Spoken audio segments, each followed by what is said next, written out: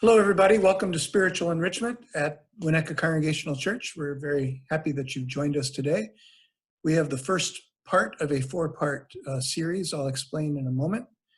But before we begin, let's just take a couple of deep breaths to welcome the Spirit within, between, and among us. Breathing in deeply and exhaling. And breathing in deeply and exhaling. Though we are not together physically, we are together in spirit. And again, so glad to welcome you. I'm Jeffrey Phillips. I'm Associate Pastor at Winnetka Congregational Church. This weekend on April the 16th, no, not 16th, 19th, Sunday the 19th, we start a four-part series co-sponsored by the Winnetka Congregational Church Green Team, addressing how do we engage constructively with people who do not believe in climate change. I was in a conversation not too long ago with a neighbor. We actually had them over for dinner, and this was when the Australian wildfires were happening.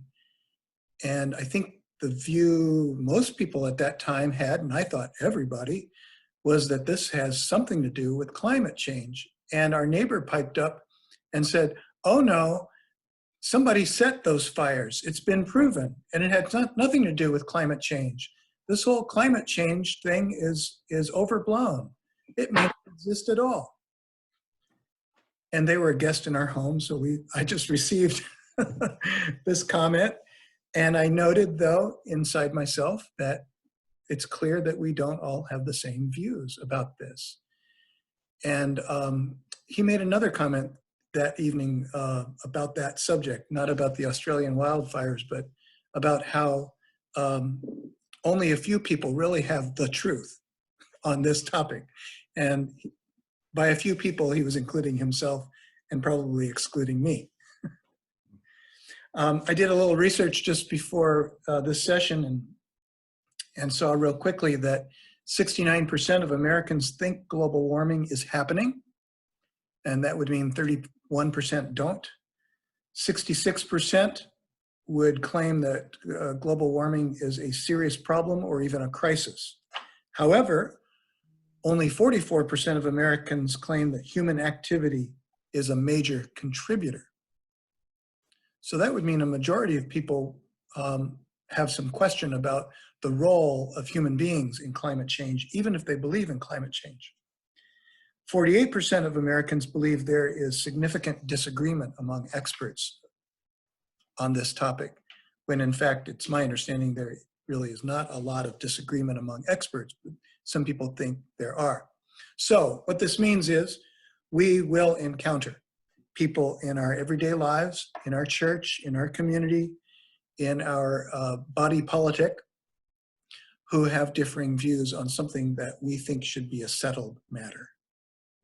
So over these next 4 weeks, starting today, and then the following 3 weekends, we're going to hear from 4 different perspectives about how to engage constructively with people who have different views. Not necessarily in order to convince them and change their minds, but rather to really engage deeply and authentically to have a better understanding of why someone has a different view on this than we do. In the course of these 4 weeks, we'll also then gain some skills and perspectives, I hope, on how to deal with human beings with whom we have other kinds of disagreements on a very basic level, and how to better hear one another, how to better perhaps check our own feelings and attitudes in this regard, but to come out from an engagement with someone with whom we have a difference with in a way that there might be the possibility of a future conversation and relationship. Next week, we'll be hearing from another psychotherapist, Catherine Watkins from the Samaricare counseling service based in Winnetka. She'll be with us. She's also an ordained United Church of Christ pastor. And the 2 weeks after that, we'll be hearing from a couple of TED Talks on this issue. So we hope that you'll join us for all of those sessions. Today, our presenter is Michael Montgomery of Winnetka, and this is what Michael would like us to know about him. Michael Montgomery is an international depth psychotherapist, social worker, published researcher, and most importantly, a committed father to 2 boys, supporting his partner to pursue her career. Michael has lived, worked, and researched in the UK, Malaysia, Germany, and now in America. He is widely experienced with a spectrum of demanding psychosocial settings. Michael is originally from Belfast, and his work and message is very much informed by the experiences past and present of growing up during a violent armed conflict. Before Michael trained in psychotherapy, he left his career as managing director of an advertising agency to spend many years in a Buddhist retreat center and spiritual community. Michael specializes in trauma and conflict resolution. He is currently conducting doctoral research into the psychotherapist's use of silence in the clinical setting. Michael, welcome to Winnetka Congregational Church Spiritual Enrichment. We're so glad that you're here. What do you have for us today? Thank you for that welcome. It's a real honor to be here and to share with you under these extreme circumstances. I'm glad we had a chance to meet face to face prior to this, or it would feel a little bit odd. So I have put together a little presentation that really has been sparked by our dialogue, and I thought, what could I bring to this discussion in terms of the level of psychology and a little bit of the level of spirituality, I guess, and also, more importantly, the depth of experience that I have when it goes wrong, when there is actual conflict between 2 polar views on anything, really. So would you like me just to dip in and then... Go right ahead, Michael. Okay, so I'll try and share these slides, see how this works. Okay. Yep, can you see? Yep. Yep. So obviously I have never met the green team.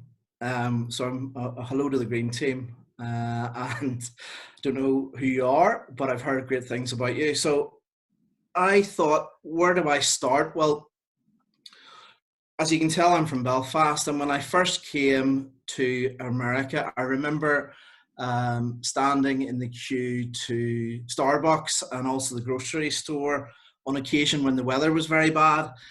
And the weather was extreme, and I would have said something like, oh, it's global warming or it's climate change. And the first time it happened, I noticed people got very silent.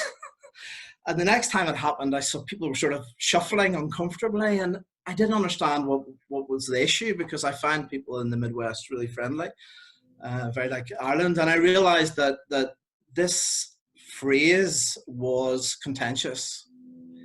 And I had no experience of that before, because prior to here, I was in Germany. Prior to that, I was in Malaysia. And the phrase global warming or climate change, it was just a given, right? It's been a given until, for me, until maybe 3-4 years ago, when I started to hear that it wasn't a given. So things like recycling were in people's consciousness. It wasn't that we were doing all the right things by any stretch of the imagination, but there was certainly an awareness that it was just a given. So I want to talk to you a little bit about that and how that maybe came about. So I've tried to orientate a massive amount of information into 4 main themes. So you gave me the task of what would I tell you about approaching someone who you refer to as a climate change denier. So I think we've got a challenge. So I want to talk about the challenge. I want to talk about the view that we might take of someone, the secret to the communication, and then the request.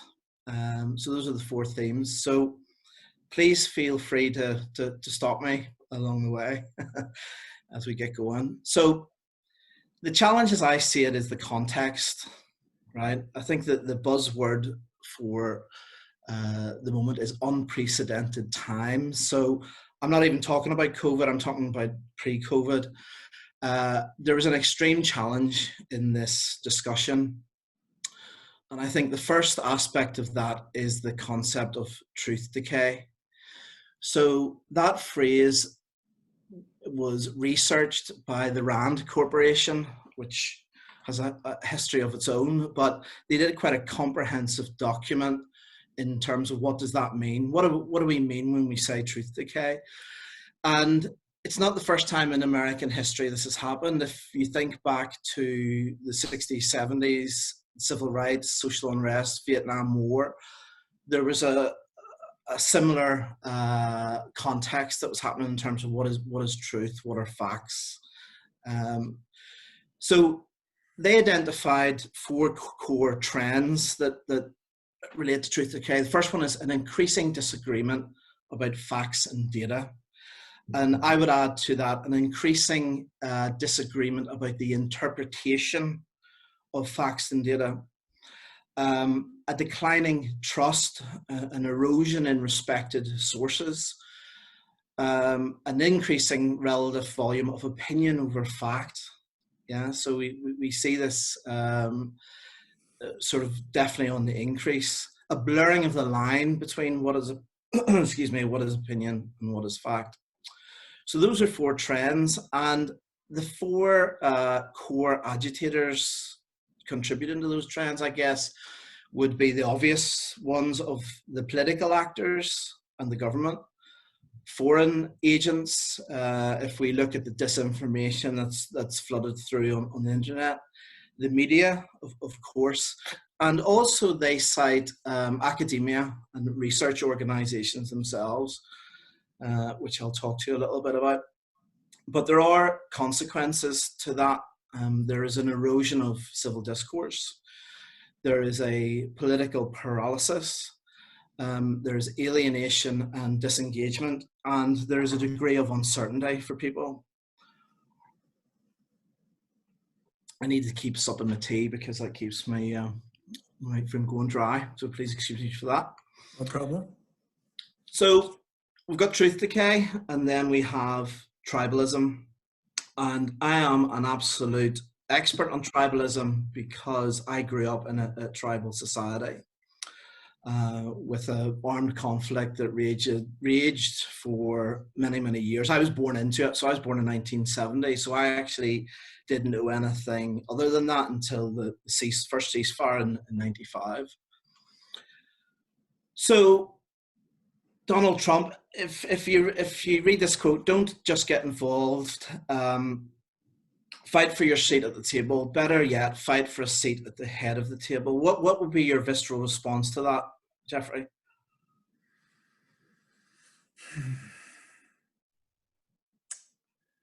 Part of me likes this quote. Part of me says it seems self-serving to make sure that you're at the table. I'm kind of wondering who else is at the table and why we're not fighting for others to sit at the table. But I also like the idea that we have a voice and we should use it. So I am perfectly conflicted about this quote. Okay, well that's interesting because Donald Trump didn't actually say it. It was actually Obama who said it. So good one, Michael. Thank you. It's a cheap parlor trick just to highlight. I think other people, you're far too deeply spiritual for that little experiment, but other people might immediately react because Donald Trump has said it. And I use it really to highlight that the tribalism, we're losing all sense of content and sticking to our tribes. So, on the level of psychoanalytic thinking, the thing that I observe is a regression to more primitive mental states. So what does that mean in language that I think people can connect with? Well, it's demonstrated in projection. So you see more and more of everything bad contained within that person, and everything good is within me.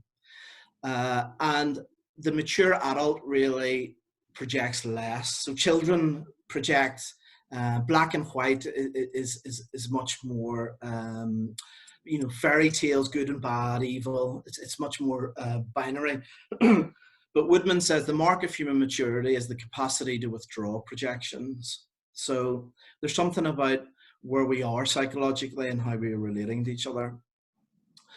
And I think it's developed into a silo mentality. So this is a little cartoon that I like. You've got the same household and you've one person watching MSNBC, another person watching Fox News.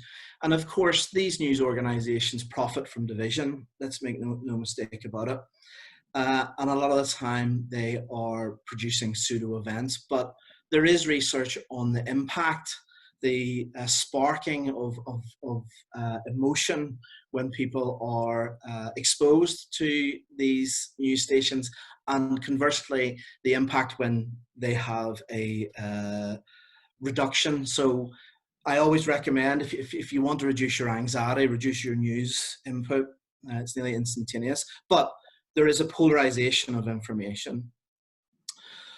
The other issue is how information has been filtered on the internet. So Eli coined this phrase, the filter bubble. If we allow algorithms to curate the world for us, they must not be keyed to relevance. They need also to show us things that are uncomfortable or challenging or important, other points of view. And I think that we first connected when I made the point about we need to hear the other points of view in order to sharpen our own view and also to connect. We can't silo. We can't just preach to the choir. So the internet is actually, unfortunately, doing that for us to some extent. There is arguably no standard internet. What I receive through social media may be quite different from what you receive, and that goes to views, be it climate, be it political. So what is underneath some of that polarization? So people who are for climate and people who are against, for instance, the social psychologist Jonathan Haidt, he talks about morality and how morality binds and blinds. So what very quickly happens in issues of morality is ideological teams form that fight each other to the death over who's right and who's wrong. But more importantly, it blinds us also to the fact that each team is comprised of good people who have something important to say. And I think this research was done prior to Trump. So he was picking up on a polarization around morality in America pre-Trump. So what I observe in society could be summarized by this phrase: the theories of my tribe are correct because they are true. Yeah, the theories of my tribe are correct because they are true. I don't need to read that paper because I know what he's going to say. I do not need to attend her presentation because I know what she will say, right? So there's a shutting down of receptivity. And, I saw it in, Ireland. You had a lovely Catholic household and a lovely Protestant household trying to, make their families work and provide for them. But when you compared the two, they were prepared to kill each other over their tribal beliefs. And, we live in a degree of privilege in Winnetka, but when I read nextdoor.com and I read the division, when it sparks off, the ingredients are there for people to polarize violently. Certainly it starts in language, but it can progress. So it's something that is very pervasive at the minute. The other thing that I notice is packages. So this sense of tribe, to be part of a tribe, more and more you have to take the whole package. To be a progressive liberal, some people might argue you must be a vegan. To be a good Buddhist, you need to be a vegetarian. Tell that to the Dalai Lama and the Tibetan people who aren't. You can't be gay and like guns. Yeah, you have to take the whole package. There used to be a time when it was more obvious to have conservative Democrats, liberal Republicans, but it seems to have really polarized out. So there's a sort of peer pressure to take the whole package.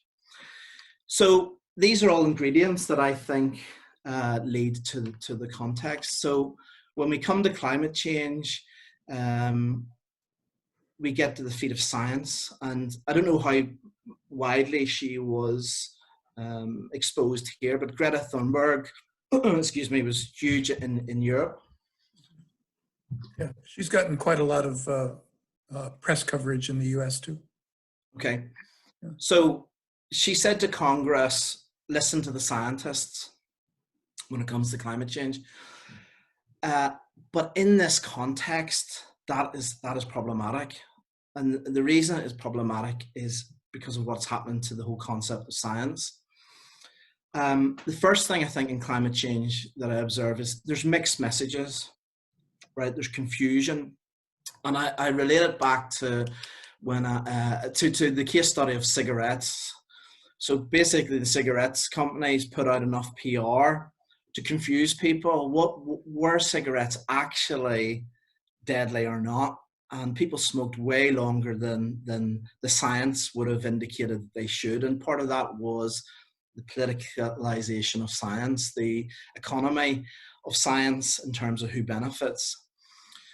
So if we think in terms of postmodernism and going back to the trends, if you take academia, in the social sciences, there's a real push to reject some of the ideas of enlightenment because they're seen as vestiges of old patriarchal and imperialistic thinking.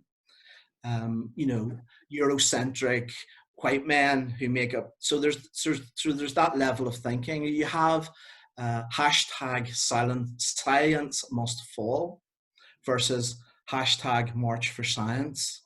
So you have two very confusing poles here.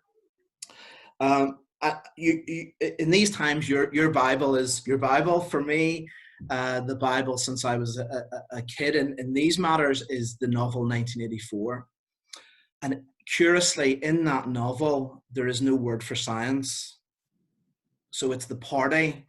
If you think of anything scientific, you use the word of the party because they are the word. Party. Mm-hmm. So I thought, how can I explain this to you very visually? There's a documentary called Behind the Curve, mm-hmm. which deals with people who believe in flat Earth. And it's a brilliant documentary because these people are not paranoid. They're quite likable. If you think about what they need, it looked like they needed community. They needed connection. And they connected over this belief, as curious as it may sound, that the Earth is flat. But what the documentary shows is they start to do experiments to prove that the Earth is flat. And of course, the experiments prove that the world is round. So things like they used a very expensive GPS system to disprove that the Earth moved on its axis every 15 minutes. And actually it proved that it did. But in the documentary, it shows that they say things like, well, it's not conclusive, right? Or, well, I don't really believe that. So basically their confirmation bias starts to cut out what is science. Experiments as they conducted themselves. And I think that has very important, I think that's why the documentary makers produced it in that way. I think it has ramifications for climate change in terms of the relationship with science and belief. But I would say there a word of caution. If you use the word conspiracy or hoax, what I observe is the reason or how a hoax is formed in a big way is someone expresses a concern, right? So if you take the vaccine issue, Yeah, the MMR. Some parents have raised concerns, right? They haven't been addressed, they haven't been heard. It goes underground and then it pops up on the right as a conspiracy or a hoax. And I've seen this time and time again. So there has to be also a space for the things that don't confirm or don't support or aren't supported by science. That's what I mean.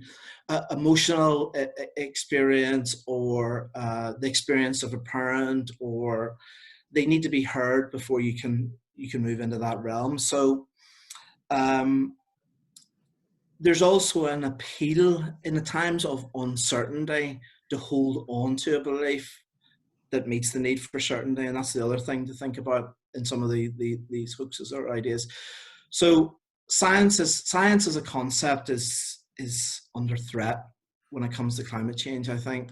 Michael, I've heard people dismiss science with a comment as simple as, well, they obviously don't know what they're talking about, because one month they'll say that coffee is bad for you, and the next month they'll say it's the best thing, it'll keep you alive till you're 120.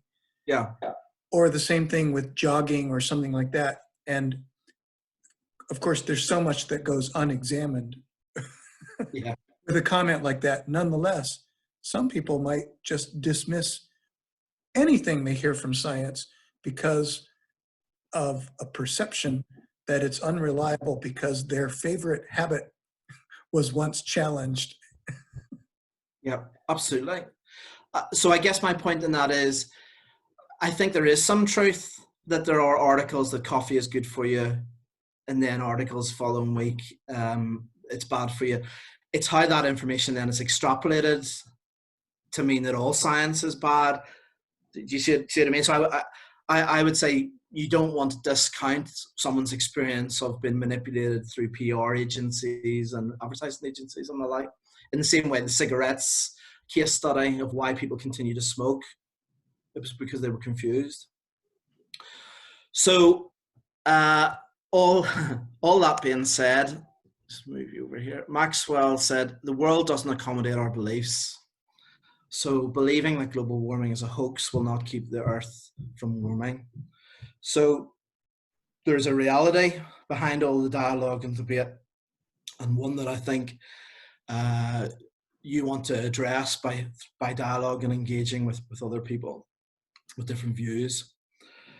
So what is the view that I would propose that you take of people? And you touched on it a little bit with your dinner guest. I think the view has to be one of compassion, right? Both for oneself and for the other person. Compassion is very much, I think, a Buddhist idea. I think you're under more pressure as Christians because you're being asked to love one another, which in many ways is a higher ask. Martin Luther King is famously quoted as saying, darkness cannot drive out darkness, only light can do that. Hate cannot drive out that hate, only love can do that. And interestingly, the historical Buddha, Shakyamuni, he one of his very, very few eternal rules or eternal laws 2,500 years ago plus was hatred does not cease by hatred, but only by love. You know, so if you think Buddhism is a non-theistic religion with very few eternal laws, but that was one of the key ones. And I read that nearly as that's science. Yeah, he's giving you a scientific fact, albeit a big ask. What I would say in my own work is there is no magic in hate. So in conflict resolution, it is the moments of exposed vulnerability, of compassion, of love that breaks through for something magical to happen.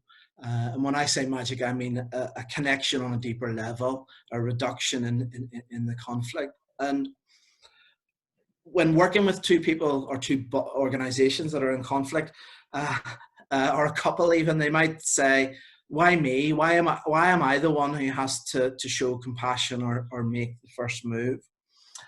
You'll very often get two parties that want the same thing, but they've had so much hurt back and forward that one isn't prepared to make the first move. So I often ask, well, why do I have to make the first move? And I will say, because you are aware. Yeah, because you're aware. You are the one who is aware that there is a chance to break through, because I have the awareness to do that through a little bit of compassion or love. We had a very interesting dynamic in Ireland called proximity talks. So you get two sides of the conflict in different rooms. So I would go into you and say, look, John said he's prepared to move 3 blocks down. Would you be prepared to move 2 blocks down? So Jim says, yeah, I'll move 2 blocks down. So I go back into John and say, John said he's going to move 2 blocks down. Will you move 3? So kind of unethical in a way, but what you're trying to do is proximity talks, but you're the one running in between, because you hopefully have enough awareness to go, yeah, I need to make the move here. So, and the move is coming from a place of love and a place of compassion. So what is the alternative? Well, the alternative is dehumanization. Yeah. Livingstone said dehumanization isn't a way of talking, it's a way of thinking that sadly comes all too easily to us. Yeah. It happens daily to us all, but it can have deep, deep repercussions. This is an example of the dehumanization to the max. This was a prolific member of the IRA. She said they were less than human. Death was too good for them. Yeah. She was actually talking about her own IRA members who were informants, and she was justifying her actions whereby she drove them to their execution. So it's very emotive, but I show you that to demonstrate how far the human psyche can go in terms of dehumanization and hate. Pema Chodron said, if people have political views that we consider narrow-minded or backward, we may have trouble seeing them as wholly human. If they don't believe in climate change or evolution, we may have unconsciously disqualified them fully as developed members of the human race. So I think language is very important here. You use the phrase climate change deniers, and that sort of grated with me a little bit immediately, because I feel you're immediately reducing the other person to a thing. They're just a climate change denier. They cease to be a person in that thought. And if you listen carefully what Pema Chodron said, which was unusual for a Buddhist, she used the word unconsciously, right? So it's not even that we're aware we're doing it, it just happens so automatically. So I thought, if you changed it to climate change denial, well, that's a little bit better, because that's reducing it to a view. So they hold the view that, they deny climate change. But denial in a standard definition would be the action of declaring something to be untrue. But from a psychoanalytic point of view, or a psychological point of view, denial is also a defense. So it's a mechanism by which some painful experience can be denied, right? So I'm now talking on a deeper level. Denial, it's not a rational response. So somebody might be aware that they are a climate change denier, but they might not be aware of why they are denying. Does that make sense? Mm-hmm. So people are seldom aware. And for your dialogue, what you need to be aware of, reasoned argument doesn't work. In the same way that you would speak to someone who has a substance problem, they are in denial of that substance problem, even though they are very aware that they're using that substance. So a person is often in denial because of how they feel: fear, anger, defensiveness, resistance. So if we go back to this idea of climate change deniers, what I would say to you is, why not play with the phrase, let's talk to people who are fearful? Because We are all fearful. So in terms of connection, you're looking to connect with, well, what is in me is in them. What is the common denominator that we can connect on? So if we shift it from climate change deniers to how do we talk to people who are fearful? And I would make the point, which is an important one, I think, often people's worldview reflects their self-view, and often their self-view reflects their worldview. So effectively, you are confronting something that is deeply personal with other people. I don't know how Pope Francis is favorable in your congregation, but he had a great quote, which was, the violence that exists in the human heart is also manifest in the symptoms of illness that we see in the earth, the water, the air, and the living things. I really like that. I felt he had made the... Is that from his encyclical on the climate? We actually studied that one Sunday. I got it from just a list of prolific quotes on climate change. So as part of the research. Yeah. So, well, and Michael, I just want to jump in. This is wonderful material. Our time is getting a little bit short. So I want to make sure you get everything in the time that we, about 20. By 20 minutes. I'm like a DVD. I can speed up or slow down. So you reckon we've got about 20 minutes? Yeah. All right, cool. So what is the secret to connection, right? How do we connect with someone who is fearful? Well, Tony, who's a former white supremacist, he said, let me move this out of the way again. Oop. When people think of hate, they see a red-faced, screaming person. That's hate mixed with anger. True hatred is a profound lack of connection. So he's talking about the time when he was active in violence. At that time, I couldn't connect with people's pain or my own. So he was disconnected. So it's easy to dehumanize, to commit violence when you're just completely disconnected to your own anger and also other people's. So is this the person we want to connect with, or is this you?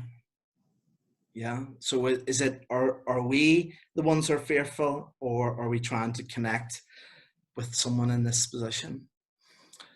So Chicago's famous for prolific statements on empathy. President Obama down the road in 2006 said, there's an empathy deficit. He said, recovering empathy is critical to healing the nation. And again, this was pre-Trump.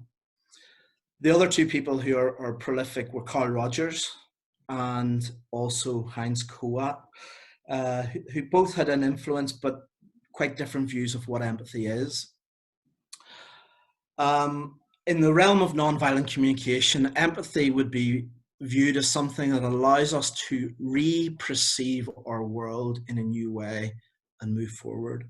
So if you take that example of shifting from climate change denier to someone who is fearful, we're re-perceiving the world in a way. It opens up an opportunity to connect. And I think this is vital for dialogue. The key is not to try to change people and their behavior. Rather, it is to establish relationships based on honesty and empathy, which eventually fulfills everyone's needs. So in that model of nonviolent communication, and it's a big ask, what you're trying to do is you're trying to hear everything that somebody says as please and thank you. So I'm going to wreck my credibility by using a few props. So if you think, if I have these ears on, right, these ears can only hear criticism and judgment, right? They're called jackal ears, right? So no matter what you say to me, because I've been conditioned in a society that doesn't focus on feelings and needs, I will just hear criticism, yeah? So what I need to do is I need to get the person to put on giraffe ears. I need them to hear. The reason giraffe is because apparently it's the animal with the biggest heart. So I need to move somebody into a position where they can hear me, right? And I'm doing like a 3-week course here in a couple of slides, but you're trying to get into the level of feelings and needs, right? Not judgments or criticisms, or you're trying to connect on a more human level. We often, I say we as in most people, often communicate tragically. So we want someone to tidy the house. So we'll come in and say, oh, you're a slob, you're so messy, you're so dirty. Why don't you tidy up? The non-violent way might be, when I come in from work and I see that you haven't done the dishes, I feel a little bit anxious because I have a need for cleanliness. Would you be willing to maybe help a bit more? So that's a very clunky way. I'm expanding out how you would use feelings and needs in that way, but you're go on. So this is Marshall Rosenberg's nonviolent communication Yeah. stuff. There's a lot there. And I think maybe in one of these, the 3rd or the 4th week of this series, we might explore this a little bit more, but this is a very good introduction. It's I had the pleasure of training with him on more than one occasion, and he used to frighten me. I think he's from Detroit. But I mean, it unlocked so much in terms of conflict. I've done mediation where someone on this side says something, I convert it into NVC and I speak it to the other person, and they think some sort of miracle is happening. It's just like it's a way of decoding and putting into language what connects us and what we value in a way that's free of judgment and free of criticism.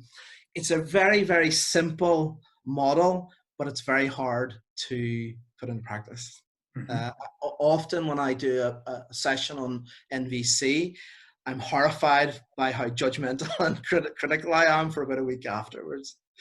So, okay, yeah.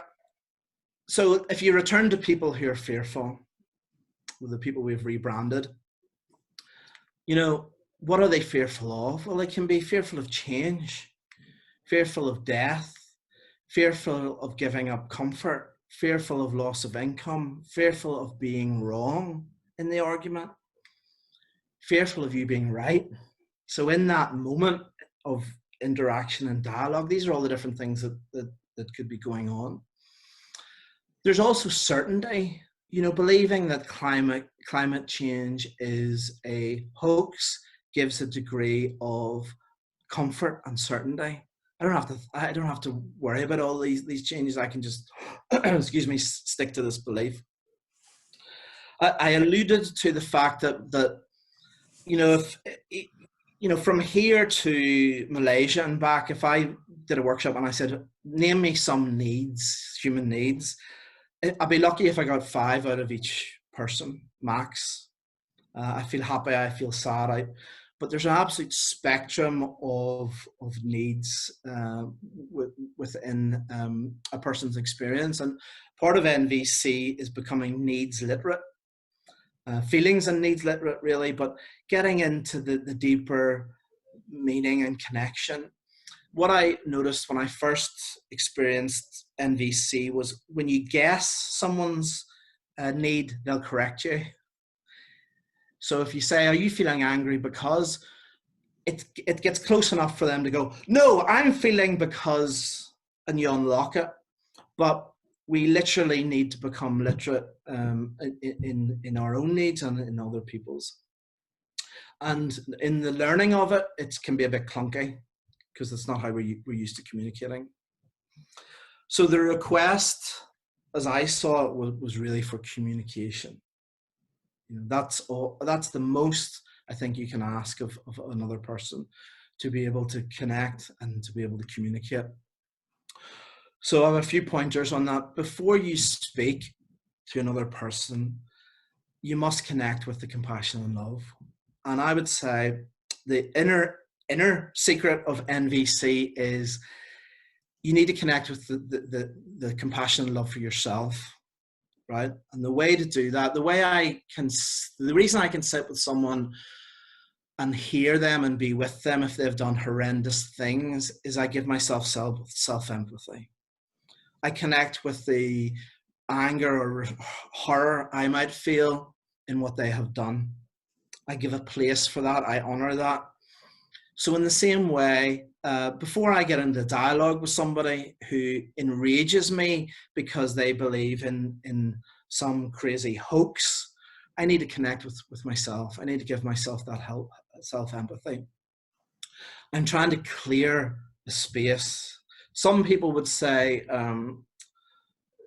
some early phenomenological, can't say it, phenomenology, people would say you bracket it out. I'm absolutely against the bracketing out. I think it needs to be faced and embraced, or else it's an inauthentic encounter. Alan Alda, of all people, you remember from MASH? He's got a like communication consultant out, but he said, captured it for me. Real willingness is to let the other person change you. So if you're entering into that dialogue with you just want to change the other person, you're not open. You're starting from a position of being closed. So what you're trying to achieve, which is really what I would try and achieve through a lifetime of training and meditation and encounter, is authentic presence. Yeah, I'm trying to be authentically present for the other person. And if I'm unable to do that, I need to go back to listen to myself. I need to connect with what might make me angry. And some people might advise you need to leave the room. You need to excuse yourself and go out, give yourself some self-empathy, and then come back. You know, if you think of listening to somebody who has committed horrendous acts of violence on other people, you know, where does your anger in response to that go? It needs to be honored and listened to. So part of authentic presence has been able to listen to yourself. To do that, you need to be able to let go of rightness. Yeah, rightness. You know, that idea, I am right. You might as well, if you've listened to what I've said, you might as well let go of statistics, because statistics aren't going to sway this on the first or maybe second meeting. That may come in later, but on the initial one, it won't help connect. Another secret through years of experience is you need to let go of the desire to change the other person. Yeah, if you're entering into a dialogue with the view, I am entering this to change the other person, it's not authentic presence. It's authentic presence like with my agenda, and that's not authentic presence. So you need to be able to let go. If you can't let go of it, don't get into the dialogue, because the person is going to pick up on it. Yes, of course, at the background, you want to change the mind. But in that moment of meeting, in that moment of connecting, if what is front and center is the desire for change, it won't be authentic presence. And again, reiterating, connecting on the level of feelings and needs. When we listen to ourselves, we also have to listen to our own narcissism. So narcissism is something I would really identify with people who want to prevent global devastation through changing people's view on climate. I often meet and talk to people who are not in connection with their own fear, and it manifests in a narcissistic desire to change everyone else, right? So that is a deep ask, but it's something that you need to be aware of. What is our motivation for engaging with this person? Michel Foucault, who's very popular in academic circles, he talks about the fascism within us all. So when you're on the other side of the argument for saving the planet, you have to avoid your own fascism in your ideology and in your views and how you approach. And you have to ask, are you fearful? And how is that fear manifesting? Is it manifesting in hatred for the other person because of the view? So a great example, I think, if again, I reference lots of media, but there's a documentary called Accidental Courtesy. by a gentleman called Daryl Davis. He's an African-American musician who decided one day to confront the KKK. So he would go up to someone in the KKK and go, "Why do you not like me?" That was his start. "Why do you hate me?" And through his authentic presence, he has been able to convert more than 200 members of the KKK, including Grand Wizards and etc. Now, in the documentary, he's confronted with the face-to-face with the Black Lives Matters movement, and some of them take exception that he would even engage. But I reference it as how he opens up these conversations with people who fundamentally believe they hate him is worth viewing, I think. Thank you. So those are the core themes. I've probably condensed a lifetime's work on each slide. And I know I've thrown a lot of information, but those are the core themes: the challenge, which is the context, the view of the other person, which I would say compassion and love, and also for oneself, honoring one's own anger in the dialogue. The secret is how we connect, and the request is to communicate. So, Michael, you've given us a lot here, but this is exactly what I was hoping for. Okay. Because you gave us a great first big step into this this topic, and you had a lot of spiritual content here. Yeah. Because imagine that, to change the world, we have to start changing ourselves, and we have to start at least being aware of ourselves more fully. And this is the good news and the hard news of the spiritual path. Yeah. So, you know, if I was in a room full of people and they talked about the aggression of climate change deniers, I would say, let's talk about the aggression in this room. Right. That would be my starting point in that. Yeah, right. And be the Gandhi's famous quote, "Be the change you want to see in the world." Right? Yeah. So this is a great first start here in our 4-part series. And I want to remind everybody who's viewing that Michael will be with us for a live Zoom conversation this Sunday, April 19th, 8:45 to 9:30 a.m. And you'll be getting all that information in the next spiritual enrichment update email that I'll be sending out. Michael, again, thank you for all the time and heart and mental effort that you put into putting this together, and for your time today for this conversation, and for your time on Sunday coming up. I look forward to it. It's always good to spend time with you, Jeffrey. So thank you. Likewise, Michael. See you Sunday. Okay, see you Sunday. All right, good. Bye-bye. Bye.